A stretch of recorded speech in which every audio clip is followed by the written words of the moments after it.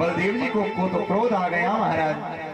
बलदेव जी को क्रोध आ गया, बलदेव जी की दोनों आंखें लाल हो गई और बलदेव जी महाराज माता जमुना को ललकारने लगे, हे पापनी जमुना, तूने मेरी आज्ञा का पालन नहीं किया, अब मैं तुझे से भारत देश से खंड खंड करके तुझे समाप्त कर दूंगा, इस भारत देश से तुझे समाप्त कर दूंगा।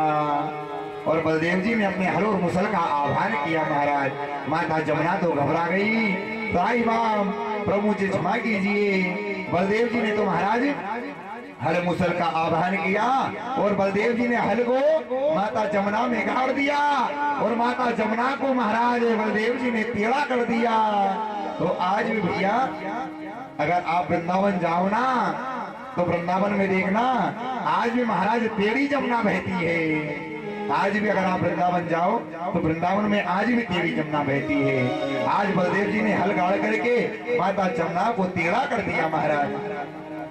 माता जमुना तो थर थर थर थर कांप गई महाराज। माता जमुना घबरा गई। माता जमुना ने आकर के बलदेव जी से क्षमा याचना करी, प्रभु मुझसे जो अपराध हुआ है आप मुझे क्षमा कीजिए।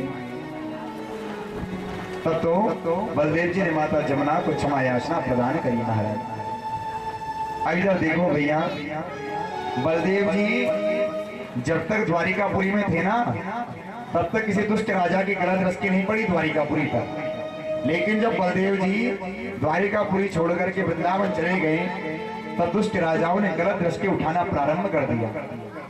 इधर एक द्वारिकापुरी के पास महाराज के नगर में दो मित्र रहते थे। ध्यान से सुनना सभी लोग। दो मित्र रहते थे, एक का नाम था काशीराज और दूसरे का नाम था महाराज कोंडरक। और देखो भैया इस संसार में नकली भगवान बहुत घूम रहे हैं महाराज। इस संसार में नकली भगवान बहुत घूम रहे हैं। और महाराज हम क्या बताएं, भोली भाली जनता को मूर्ख कहें, आप सीधी सादी कहें, भोली भाली कहें। अरे रोज के इतने हादसे हो रहे हैं, रोज के टीवी पे आप देखते हैं कि रोज के इतने हादसे हो रहे हैं, लेकिन भोली भाली जनता को महाराज कोई असर नहीं हुआ। जरा सा कोई चमत्कार दिखाता है तो इसको भगवान समझने लग जाते हैं महाराज और उसकी आरती उतारने लग जाते हैं। अरे इस संसार में केवल वह परमात्मा महाराज भगवान है, पर नारायण केवल परमात्मा भगवान है महाराज। इस संसार में नकली भगवान बहुत घूम रहे हैं। इसी प्रकार महाराज भगवान द्वारिकाधीश के नगर के पास, द्वारिकापुरी नगर के पास एक नगर में दो मित्र रहते थे। ध्यान से सुनना। एक का नाम था काशीराज, दूसरे का नाम था पोंगरक। अब काशीराज अपने मित्र को भड़का रहा था कि भैया पोंगरक तू नकली भगवान बन जा और नकली भगवान बनने के बाद जो कुछ भी धन मिलेगा दुनिया वालों को ठगने से लूटने से जो धन मिलेगा दोनों आधा आधा बांट लेंगे। अब तो क्या था महाराज, पोंगरक आ गया काशीराज की बातों में। अब पोंगरक नकली भगवान बन गया। काशीराज ने क्या करा, पोंगरक को तो नकली हाथ लगा दिए पीछे, एक सुदर्शन चक्र नकली हाथ में लगा दिया और एक नकली गरुड़ बना दिया महाराज। अब एक खटका दबाए तो ये नकली गरुड़ आकाश मंडल में उड़ने लग जाता है, दूसरा खटका दबाया नकली सुदर्शन चक्र हाथ में घूमने लग जाता है महाराज, तीसरा खटका दबाया तो पीछे से दो नकली हाथ निकल आते हैं। सारी भोली भाली जनता पोंगरक को भगवान समझने लगी और अब तो महाराज पोंगरक की आरती गाने लगी सारी जनता। ओम पोंगरक वासुदेव, पोंगरक की आरती होने लगी। सारी भोली भाली जनता पोंगरक को भगवान समझने लगी महाराज। पोंगरक और काशीराज ने सारी भोली भाली जनता को खूब ठगा, खूब लूटा महाराज। और जो धन मिलता वह दोनों आधा आधा बांट लेते। एक दिन क्या हुआ, काशीराज ने पोंगरक से कहा, भैया पोंगरक तू भगवान तो बन गया है लेकिन अभी तू पूर्ण रूप से भगवान नहीं बना। पोंगरक कहने लगा, भैया मैं पूर्ण रूप से भगवान क्यों नहीं बना और पूर्ण रूप से किसे भगवान बनूंगा। काशीराज कहने लगा, भैया अभी जब तक द्वारिकापुरी में वह द्वारिकाधीश है ना तब तक तुम पूर्ण रूप से भगवान नहीं बन सकते। अगर वह द्वारिकाधीश द्वारिकापुरी छोड़ करके अगर भाग जाए तो तुम पूर्ण रूप से भगवान बन जाओगे। तब तो महाराज पोंगरक कहने लगा, भैया तो मैं क्या करूं। काशीराज कहने लगा भैया एक काम करो, एक धमकी भरा पत्र लिख करके द्वारिकाधीश को पहुंचा दो और कह दो कि भैया द्वारिकाधीश तुम नकली भगवान हो और नकली भगवान हम हैं और तुम्हारी भलाई इसी में है कि प्रातःकाल द्वारिकापुरी छोड़ करके भाग जाओ, नहीं तो मैं आ गया तो सब कुछ गड़बड़ हो जाएगी। अब महाराज क्या हुआ, प्रोग्राम आ गया काशीराज की बातों में। देखो भैया जो संघ होता है ना, संघ को आपने देखा होगा, संघ दूसरे के फूकने से ही बचता है और मूर्ख जो होता है मूर्ख के कहने पर चलता है, हमेशा अपनी मनमर्जी से कभी काम नहीं करता है, दूसरे के कहने पर ही काम करता है। मूर्ख और संघ दोनों एक समान होते हैं। अब काशीराज पोंडरक से कहने लगा भैया पोंडरक एक धमकी भरा पत्र लिख और धमकी भरा पत्र लिख करके उस द्वारिकाधीश को पहुंचा दे। पोंडरक आ गया काशीराज की बातों में, एक धमकी भरा पत्र लिखा और धमकी भरा पत्र लिख करके अपने सैनिक को बुलाया और कहा कि जाओ भैया जाकर के द्वारिकाधीश को यह पत्र दे करके आ जाओ। अब सेवक पत्र लेकर के चल दिया महाराज भगवान द्वारिकाधीश को देने के लिए। इधर भगवान द्वारिकाधीश अपने सुदर्भा सभा में बैठे हुए हैं। भगवान की वो सुदर्भा सभा इतनी अलौकिक है, इतनी सुंदर है महाराज कि उस सभा का महाराज नियम है, उस सभा में 1 करोड़ आदमी भी आ जाए ना तो उस सभा में महाराज हमेशा एक कुर्सी हमेशा खाली रहती है। आदमी कितने बढ़ते जाएं उसमें अपने आप कुर्सी बढ़ती जाती है और उस सभा में एक कुर्सी हमेशा खाली रहती है। इतनी अलौकिक भगवान की सुदर्भा सभा है महाराज। अब पोंडरक का जो शिष्य था वो पत्र लेकर के गया और उद्धव जी को महाराज ले जाकर के पत्र दे दिया। उद्धव जी ने उस पत्र को देखा और खोल करके पढ़ने लगे। सो उद्धव जी जोर जोर से हंसने लगे महाराज। भगवान ने उद्धव जी को हंसते हुए देखा। भगवान ने उद्धव से पूछ लिया, अरे भैया उद्धव तुम हंस क्यों रहे हो, क्या बात है? उद्धव जी कहने लगे प्रभु इसमें कुछ लिखा है, ये कुछ ऐसा है जिसमें मुझे हंसी आ रही है। भगवान कहने लगे भैया जरा मुझे भी सुनाओ क्या लिखा है इस पत्र में। उद्धव जी कहने लगे कि प्रभु इस पत्र में लिखा हुआ है कि द्वारिकाधीश तुम नकली भगवान हो और असली भगवान हमें। भगवान ने कहा क्या नाम बता रहा है भैया अपना असली भगवान? उद्धव जी कहने लगे कि वो अपना नाम पोंडरक बता रहा है और उसने लिखा है कि द्वारिकाधीश तुम नकली भगवान हो, असली भगवान हमें और तुम्हारी भलाई इसी में है कि प्रातःकाल द्वारिकापुरी छोड़ करके भाग जाओ, नहीं तो हम आ गए तो सब कुछ गड़बड़ हो जाएगी। भगवान ने सुना से भगवान भी जोर जोर से हंसने लगे महाराज। और भगवान ने हंसते हुए पोंडरक के सेवक से कह दिया कि भैया तुम्हारे भगवान से कह देना कि वह यहाँ आने का कष्ट ना करे। उनसे कह देना प्रातःकाल भगवान द्वारिकाधीश से तुम्हारा दर्शन करने और चतुर्वेद सेना को तैयार करके भगवान रथ पर विराजमान हुए और काशीराज और पोंडरक की नगरी पर महाराज धावा बोल दिया। और प्रातःकाल होते होते भगवान पोंडरक की नगरी में अंदर प्रवेश कर गए। अब पोंडरक ने सामने से भगवान को आते हुए देखा, सिर्फ पोंडरक घबराने लगा। पोंडरक काशीराज से कहने लगा, अरे भैया काशीराज वह द्वारिकाधीश आ रहा है, क्या करूं? काशीराज कहने लगा तू चिंता क्यों करता है, तू तेरा चमत्कार दिखाना शुरू कर दे। अब पोंडरक ने एक बटन दबाई, नकली गरुड़ आकाश मंडल में उड़ने लगा। दूसरा खटका दबाया, नकली सुदर्शन चक्र हाथ में घूमने लगा। तीसरा खटका दबाया तो पीछे से नकली हाथ निकल आए। भगवान ने जब पोंडरक को देखा भगवान जोर जोर से हंसने लगे और भगवान उद्धव जी से कहने लगे, उद्धव ये तो मेरा पूरा स्वरूप हो गया रे भैया, इसने तो पूरे मेरे तरह नकल कर ली, ये तो पूरा मेरा स्वरूप बन गया है। भगवान ने सुदर्शन चक्र को आदेश दिया कि जाकर के इस पोंडरक को समाप्त कर दो। तब तो सुदर्शन चक्र ने जाकर के पोंडरक को समाप्त कर दिया महाराज। अब काशीराज ने देखा कि सुदर्शन चक्र ने पोंडरक को समाप्त कर दिया तो काशीराज भगवान को गाली देने लगा, अशब्द कहने लगा महाराज। भगवान ने सुदर्शन चक्र को आदेश दिया, कहा कि जाओ भैया इस काशीराज को भी समाप्त कर दो महाराज। सुदर्शन चक्र ने जाकर के काशीराज का महाराज जो गला था वह धड़ से अलग कर दिया और जहाँ पर काशीराज का मुंह जाकर के गिराना, ये जो माथा गिरा वही महाराज काशी कहलाया। जहाँ जाकर के काशी का मुंह गिरा वही काशी कहलाया। बोलिए भक्तवत्सल भगवान की। आज भगवान के द्वारा काशीराज और पोंडरक दोनों का उद्धार हुआ। उसी प्रकार देखो भैया इस संसार में भी नकली भगवान बहुत घूम रहे हैं, गली गोए नकली भगवान घूम रहे हैं। और देखो भैया, जो असली भगवान होते हैं वह कभी अपना प्रचार नहीं कराते, अपना प्रचार प्रसार कभी नहीं कराते। जो नकली भगवान होते हैं वह खूब अपना प्रचार प्रसार कराते हैं महाराज। ये नकली भगवान की विशेषता होती है। असली भगवान कभी अपना प्रचार प्रसार नहीं कराते हैं। तो ज्यादा से ज्यादा भगवान की सेवा करे, भगवान ठाकुर जी की सेवा करे महाराज। और आपके तो बड़े सौभाग्य की बात है जो महाराज संत सिंगाजी महाराज की नगरी के पास रह रहे हो महाराज। तो ज्यादा से ज्यादा महाराज संत सिंगाजी महाराज की भक्ति करें महाराज। आज हमने भी हमारे जो भैया यजमान देवता के यहाँ जिनके हमको हमारे रुकने की व्यवस्था कराई है, हमने भी आज उनके द्वारा सिंगाजी महाराज की कुछ कथाएं सुनी। हमने उनसे पूछा भैया कि सिंगाजी महाराज के क्या क्या चमत्कार हैं, क्या क्या लीलाएं करी है सिंगाजी महाराज ने। क्योंकि हम भी सिंगाजी महाराज के आश्रम पर कभी नहीं गए। एक बार गए थे पिछले वर्ष, जब उन्हें निशान चढ़ा था तो दर्शन करने के लिए गए थे। तब भी दर्शन नहीं हो पाए क्योंकि भीड़ बहुत थी और हमें कथा में जाना था इंदौर। तो हम 10 मिनट के लिए गए थे, बाहर से मंदिर के दर्शन करके और आ गए।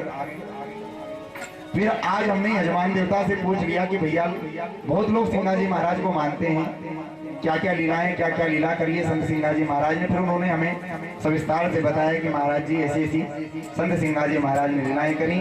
तो ये आपके बड़े सौभाग्य की महाराज बात है कि आप संत सिंगाजी महाराज के नगरी में रह रहे हैं। तो ज्यादा से ज्यादा संत सिंगाजी महाराज की भक्ति करें, भगवान का भजन करें महाराज। क्योंकि यह जो मनुष्य शरीर बार बार प्राप्त नहीं होता, 84 लाख योनियां भुगतने के बाद ये मनुष्य शरीर की प्राप्ति हुई। और देख लो भैया, मरना सबको पड़ेगा। ऐसा नहीं है कि आप सोचो कि बहुत बड़ा जीवन है, कभी भी भगवान का भजन कर लेंगे। अरे भैया, एक पल का भरोसा नहीं है, अगली सांस आए या नहीं आए एक पल का भरोसा नहीं है। क्या भरोसा है इस जिंदगी का, साथ देती नहीं है किसी का महाराज। कोई भरोसा नहीं है इस जिंदगी का कि अगली सांस आए या नहीं आए, कोई भरोसा नहीं है जिंदगी का। तो ज्यादा से ज्यादा भगवान का भजन करें, भगवान की भक्ति करें महाराज। और देखो भैया, संसार में कोई भी परमानेंट नहीं है। अच्छे से अच्छे चमेली का तेल लगा लेगा, बढ़िया से बढ़िया 100 रुपए वाले साबुन से भी नहा लेगा ना, तब भी परमानेंट नहीं है, मरना फिर भी पड़ेगा महाराज। क्योंकि रसिकान जी महाराज कहते हैं जगत में कोई ना परमानेंट, जगत में कोई भी परमानेंट नहीं है। जगत में कोई ना परमानेंट, तेल चमेलियों के साबुन चाहे लगा लो सेंट, जगत में कोई ना परमानेंट। तेल चमेलियों के साबुन भी लगा लोगे, सेंट भी लगा लोगे, फिर भी बचने वाले नहीं हो, फिर भी मरना पड़ेगा। तेल चमेलियों के साबुन चाहे लगा लो सेंट, जगत में कोई ना परमानेंट। और राष्ट्रपति या जर्नल कर्नल, ऐसा नहीं है कि वह राष्ट्रपति है महाराज, राष्ट्रपति की गद्दी पर बैठा तो कभी मरेगा नहीं, राष्ट्रपति को भी मरना पड़ेगा। राष्ट्रपति या जर्नल कर्नल अथवा लेफ्टिनेंट, राष्ट्रपति या जनरल कर्नल अथवा लेफ्टिनेंट। और काल, यह जो काल है ना, यह किसी को छोड़ने वाला नहीं है। और राष्ट्रपति या जनरल कर्नल अथवा लेफ्टिनेंट और काल सभी को खा जाएगा।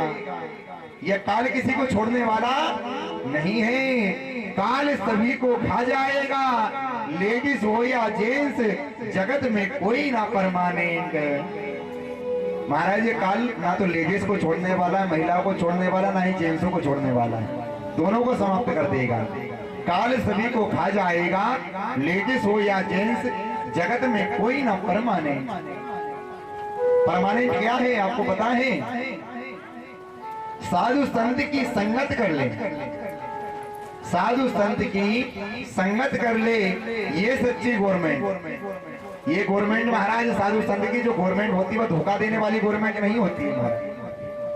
साधु संत की संगत कर ले, ये सच्ची गवर्नमेंट। और लाल सिंह कहे इस दफ्तर से, मत होना अपसेंट, जगत में कोई ना परमानेंट, जगत में कोई भी परमानेंट नहीं है महाराज। और भैया अगर आपको भगवान का भजन करना है, भगवान की भक्ति करना है ना, तो ज्यादा से ज्यादा महाराज अभी कर लें, क्योंकि एक पल का भरोसा नहीं है हमारा। और अगर आपको कोई धन इकट्ठा करना है तो राम नाम का धन इकट्ठा करो महाराज। अरे ये संसार के धन में महाराज अगर संसार का धन इकट्ठा करोगे, यह संसार के धन का कोई भरोसा नहीं है, कब आधी रात को बंद हो जाए महाराज। अभी देखा भैया, पिछले साल महाराज आधी रात को मोदी जी ने घोषणा कर दी कि 500 के नोट और 1000 के नोट बंद है महाराज। आधी रात को घोषणा कर दी, लोगों की तिजोरी में जो धन रखा था वो धन रखा कर हटा देगा। तो ये जो संसार का धन है, न जाने कब आधी रात को बंद हो जाए, कोई भरोसा नहीं। लेकिन ये भगवान नाम का जो धन है कभी बंद होने वाला नहीं है महाराज। अगर आपको धन इकट्ठा करना है तो भगवान नाम के धन को इकट्ठा करो महाराज, क्योंकि यह संसार का धन तो कभी भी धोखा दे सकता है, कभी भी बंद हो सकता है, लेकिन राम नाम का धन महाराज कभी बंद नहीं हो सकता। यह राम नाम का धन यहाँ पर भी काम आएगा, और जब यहाँ से मर जाओगे, जब ऊपर जाओगे, तब भी महाराज ये धन काम आएगा आपके। राम नाम का जो धन है यह ऊपर साथ में भी आपके काम आएगा महाराज। और ये जो रुपया पैसा ये धन जो है, यह महाराज मृत्यु लोक में सिर्फ काम आएगा, और उसका भी कोई भरोसा नहीं कब बंद हो जाए। ये मृत्यु लोक में काम आ सकता है, लेकिन ऊपर यह काम नहीं आ सकता है। लेकिन जो राम नाम का जो धन है वह नीचे भी काम आएगा, मृत्यु लोक में भी, और जब स्वर्ग सिधार जाओगे तब भी राम नाम का महाराज जो धन है वही काम आएगा महाराज। तो ज्यादा से ज्यादा राम नाम के धन को इकट्ठा करे कि हमारो धन राधा श्री राधा श्री राधा, हमारो धन राधा श्री राधा श्री राधा, हमारो धन राधा श्री राधा श्री राधा, हमारो धन राधा श्री राधा श्री राधा, जीवन धन राधा राधा राधा राधा राधा, जीवन धन राधा राधा राधा राधा राधा, जीवन धन राधा राधा राधा राधा राधा, जीवन धन राधा राधा राधा राधा राधा, हमारो धन राधा श्री राधा श्री राधा, हमारो धन राधा श्री राधा श्री राधा।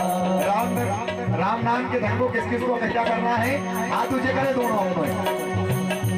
राम नाम के धन को इकट्ठा करना है तो दोनों हाथ ऊंचे करके और ताली की सेवा देते हुए जय हो हरि प्यारे की। जो पीछे माताएं बैठी हुई है उनसे भी निवेदन है ताली बजाते हुए। बीच में जो भैया लोग बैठे हुए हैं उनसे भी निवेदन है ताली की सेवा देते हुए जय हो।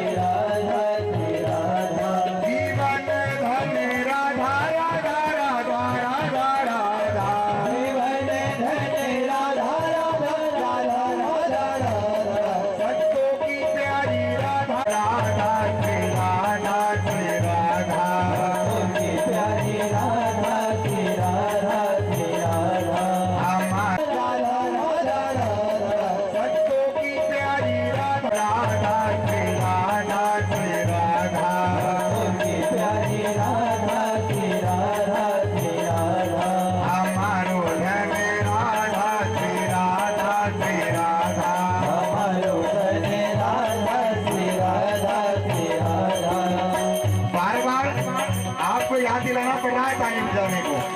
अरे भैया कुछ समय की बात हो रही, उसके बाद कथा का विराम हो जाएगा, फिर आपसे कोई नहीं कहेगा ताली बजाने को। खड़ा आराम से जाना और कुछ सोफे को ऊपर बैठना, खूब आराम करना वाला। और भैया इस जन्म में भगवान ने मनुष्य बनाया है, अगले जन्म में जानवर बना दिया, खूंटे से बने रहेंगे। ताली बजाना चाहेंगे फिर भी ताली नहीं बजा पाएंगे, इसलिए ताली बजाते हुए जय हो।